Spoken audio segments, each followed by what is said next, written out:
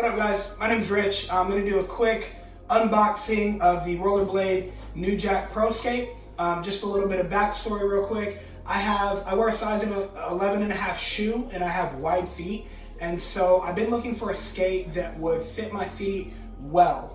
I used to skate every day in junior high and high school. Then I graduated, I did some schooling, I got married, I had some kids, and now to combat my dad bod, I've gotten back into rollerblading just a few months ago. So when I got back into rollerblading, I got these. These are the Razors Shift 2. I loved how they looked. I love the color. I love the wide sole plate. I actually got them because the thing that really sold me on them was the fact that they have this interchangeable sole frame system, and you can go from big wheels to small wheels literally in like a minute and a half, which I have done. They're super dope for that. I love it. It's a ton of fun. But I have had to take out the insoles of these, and I've had to heat mold these because they're so narrow. It's a slim fit liner.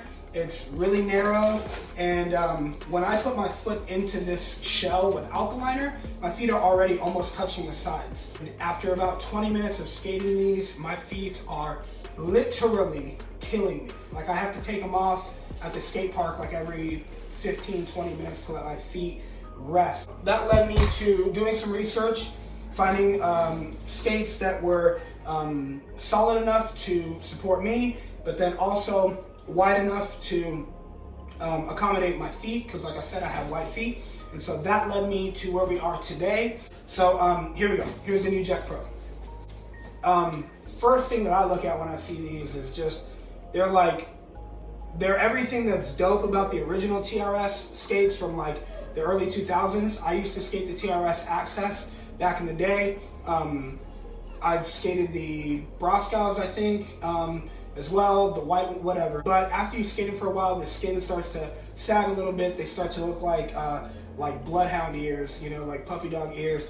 And so they've kind of found a way to circumvent that. They kept the skin on the bottom, and they just went to the hard cuff on top, so it's like a half skin now. They have this 45-degree strap across the middle here. Still have a really big sole plate for negative and regular. These have anti-rockers on there, 60mm hydrogen wheels. All of this stuff looks super slick. Like, they just feel like really solid. So that's good, that's promising. In these, one thing that I really like is that the hard shell only comes down to about where this green leather starts, and then this is all open-toed on the inside. And so hopefully, you know, when you break these liners in, they'll kind of mold to the outside of that soft boot, because you don't have a hard boot pressing up against it. Maybe it'll allow a little bit more flexibility for wide feet like mine. Here's the liner on these. This was another big selling point for me. This is their signature blank liner. This is a walkable liner. So you can pop your foot out in the liner and actually walk around on these like they're shoes, which is dope. They feel super comfy, breathable. They're really padded on the sides. They're already looking wider and more, you know, flexible. Another thing that I really like about these is this little strap right here. Doesn't seem like a big deal, but that was one thing I didn't like about these liners. They have that tiny loop there. These have that strap, so, you know, you're reaching down, you just grab real quick, you know, you got this big old strap there. It's the green to match with the green down here. I mean, they're really solid looking. We're in Michigan. It's halfway through April and it's snowing outside, so I have a little P-rail in the driveway. I'll try to get a couple of grinds on this to give you my reaction and my initial impressions of how they feel, but how they look, that's a solid skate right there. I love the half cuff, half leather skin there. Love this strap, they look dope. So if they ride like they look, then I probably made a great purchase. Again, I'll let you know how it actually feels when I put them on, but yeah.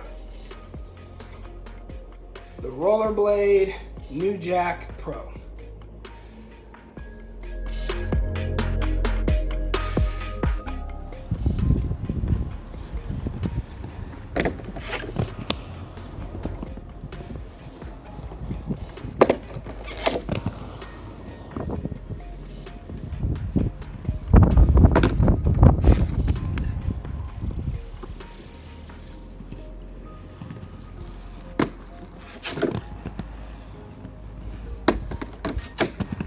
No, this is a different kind of challenge.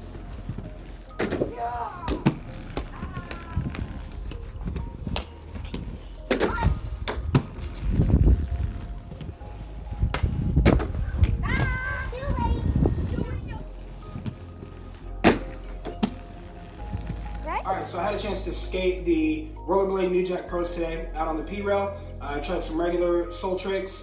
I tried a couple of H-block tricks, the front side, the back side, and then I even tried a couple of top side tricks.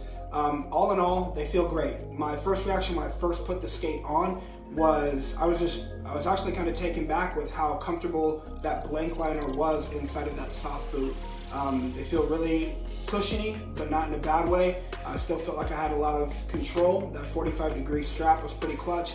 That cuff is supportive enough, but flexible enough to where I didn't feel like I lost any of my flexibility in them, but I didn't feel like it was too, jello-y almost. So I thought they were great. They were supportive. The sole plate on them slides really fast. When I got onto the rail, I never got hung up once. When I was doing those top sides on the P-rail, I've had trouble with the razors doing top sides because when I lock in, I'll kind of stall out, or if I don't come at it at the right angle, I won't kind of slide on the rail the right way. I didn't have a single problem with messing on with the top sides with the New Jacks. They just slide really, really well. All in all, for wide feet, they get 2 thumbs up for me. Just skating in general, 2 thumbs up for me. I would definitely recommend them to anybody that wants to try them out. And I'm looking forward to skating them a lot more. So thanks for watching. Go skate.